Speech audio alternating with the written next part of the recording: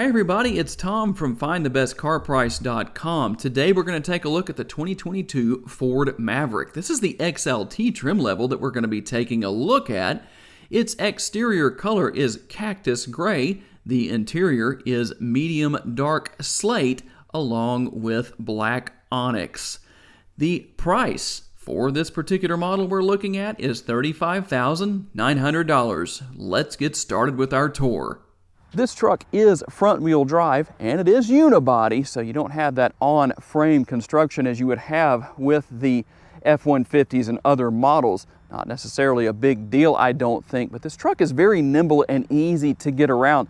This tire size is 225/65 wrapped around 17-inch wheels. Now, one thing that I do like here, and I'm probably going to have to do this in stages because once I do this right here, I'm going to open the hood. See how it says 2 times? And the advantage to what I just did is that you can go over here. You don't have to hunt for a hood release, but there are no hydraulic struts holding the hood up. There should be. I would like to see that. That would just make this whole process a lot easier instead of having to turn the camera off to put that rod in place. I just am not talented enough to do that one-handed. Okay, now that I have that done, let's talk a little bit about engine options. Under the hood of this particular model is the hybrid powertrain. This is going to be the standard engine that's going to come in this model. Combination, really, of the 2.5-liter 4-cylinder mated to the electric motor. Power makes its way to the ground via front-wheel drive through a continuously variable CVT or one-speed transmission, single-speed transmission. Horsepower numbers on this particular model come in at 191. But there is the 2-liter turbocharged 4-cylinder that jumps horsepower up to 250. So the advantage here, if you're looking to save gas, maybe have a long commute to and from work or whatever it is you may be doing on a regular basis, here are the gas numbers. 42 miles per gallon city, 33 out on the highway, and a combined total of 37. No turn signal indicators built into these side view mirrors. They are manually folding side view mirrors, and they are power adjustable, so an advantage to that. Let's take a quick look at the remote. As you can see, it's not just a remote, it actually is a key also, so you will be putting that into the ignition. These trucks are really very basic, not a lot of bells and whistles on any trim level, even though there's obviously more the higher you go, the 3 trim levels being the XL, XLT, and Lariat. But one thing I do like to point out, if you buy one of these models, any Ford, make sure to program your keypad. You do that through the infotainment screen, and that way you have a lot of options. If you lock yourself out of the vehicle, if you want to go jogging or something like that and don't want the keys in your pocket, well, there's an advantage right there as well. And let's talk about something that might surprise a lot of people. Payload and towing numbers. Maybe not so much on the payload end as it's 1,500 pounds across the board, but towing starts at 2,000 pounds. However, when properly equipped, this compact truck can tow up to 4,000 pounds. And of course, as you can see, lots of tie downs located within the bed right here. Not necessarily a large bed, but these trucks are really for people who don't necessarily want to have a full-size truck or even a mid-size truck, but still want the functionality of a truck to a degree. Going to have a decent ride quality, better than what you'll get with full-size trucks or mid-size trucks. One thing that I believe will make this truck popular is that among those who maybe want simplicity within the interior, you're going to find it here. Taking a quick look here at the passenger side door in the rear, as you can see, you don't really have a full handle to grab onto, but something that's enough. It does seem like it should go all the way to the armrest right here, which is pretty soft, by the way. But when you take a look into the back seat, you're not going to see air conditioning vents. You're not going to see USB ports. There is a 12-volt power outlet right here. That's about it. Pretty basic, like I said, but that's not necessarily a bad thing. Not meant to be a knock. You do have the orange contrast stitching right here. Quite a bit of orange throughout the interior, in fact. And to gain access to some storage underneath here and some of the pieces that come with the truck, such as the funnel right there. If you ever run out of gas, you'll need that to fill the gas tank back up with a gas can, just so you know what's there. And let's see here, can I give you a good view from this viewpoint? I think so. There is the sunroof. Now it's just a standard size sunroof, but it is there. And looking in through the passenger side door, for the most part, what we saw on the rear door is going to mirror this one. You do have a larger door bin right here, and you're going to notice the orange that's going to be on the air conditioning vents and a few other places throughout the interior. Just a nice accent color to what we have here. Maverick logo on those rubber floor mats, and obviously a conventional size glove box. Comfortable seating, although everything is manually adjustable. And looking in through the driver's side door, not much of a difference from what we saw on the passenger side. However, you do have child safety locks.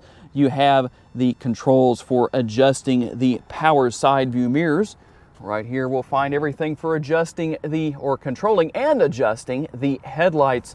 And if you release this lever right here, you can adjust the tilt and telescopically adjustable steering wheel. Taking a quick look at the dashboard, you know, I said there's not a lot of technology here. That doesn't mean there is zero. There is some nice technology within this truck that's easy to learn. Steering wheel mounted controls, nothing out of the ordinary or new or difficult to learn. A little bit of storage above the infotainment screen. And speaking of the infotainment screen, here it is. But there isn't much here. And for those of you who are looking for a very simplistic vehicle, well, obviously this is a good choice. There still are some vehicles in this day and age, such as this Maverick, that you can buy and not have to learn as much as you would have in the past. When you put the truck into reverse, you're going to find that you have the rear view camera. Can zoom in if you need to see what's behind you. Pretty simple. And controls right here for controlling the volume for the radio, tuning, everything there, easy to figure out.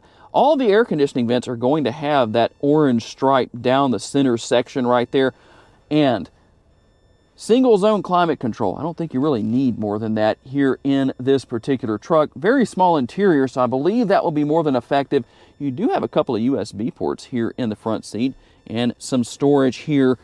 Orange again, tell me what you think about that. I think that contrast of the orange with this interior color really matches quite well. A rotary gear select right here, so you'll see what you have there as far as what you can go into.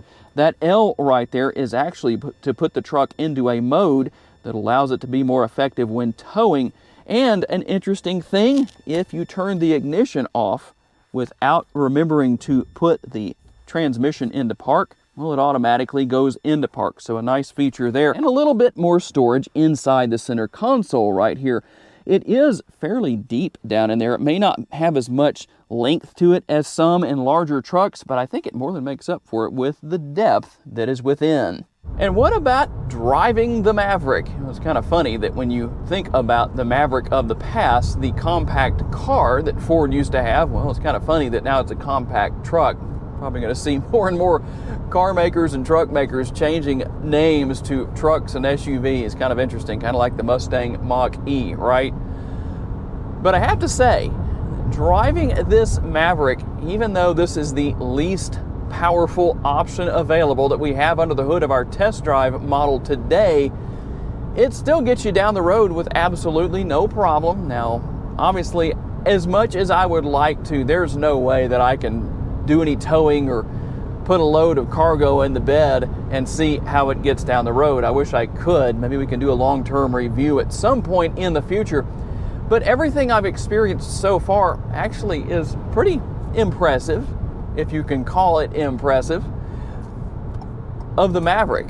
You know, it's definitely a nimble vehicle, easy to maneuver, easy to get around. So if you live in a really large city, a lot of traffic and all that kind of stuff, limited parking, at least limited parking spaces as far as the size goes, well, the Maverick definitely would be a fantastic option. Now, I'm going to drop the hammer here and just, well, as you can see or hear, everything's working pretty hard, but still getting up to highway speed, which on this particular road we're on is 65 miles per hour, at least in this particular area, and having absolutely no trouble getting there. The ride quality is good. You might not think it to be that way, but it's definitely better than a full-size truck. It's better than the F-150, better than the Ranger. And not that those are terribly uncomfortable, but this rides a little bit more car-like after all, or maybe I should say SUV-like maybe, I don't know. Which one do we use there? After all, the platform for this model is the Ford Escape. So you're pretty much going to get the same thing that you would out of the Escape. Overall, I must say, Ford has done a good job here. It's going to be very interesting to see how the Maverick sells. But I like the position right here. You really don't have a terrible blind spot when you look over your right shoulder to see what's there. Let's see how we do over the bridge right here. Actually, that tells me a lot. That's the roughest part of the test drive route here, at least in this particular area where we're filming the video today. If I can keep from stuttering, it might sound a little bit better. Out of all the trucks that I've driven over this road, over those bumps back there, over that bridge, the Maverick took it better than any I've ever done. So there's your answer for ride quality. If you're looking for a small truck that has the capabilities and versatility of a truck, but you don't need the full-size capabilities as far as payload and towing goes, it has a decent amount of interior space and it's, well, pretty versatile. To learn more about the model in today's video, visit the link in the description for a detailed comparison between trims and pricing for the vehicle we featured or any vehicle you may be interested in. These pages feature information such as our recommended trim level based on price, value, and features. Thank you for taking the time to watch today's video. We look forward to seeing you next time.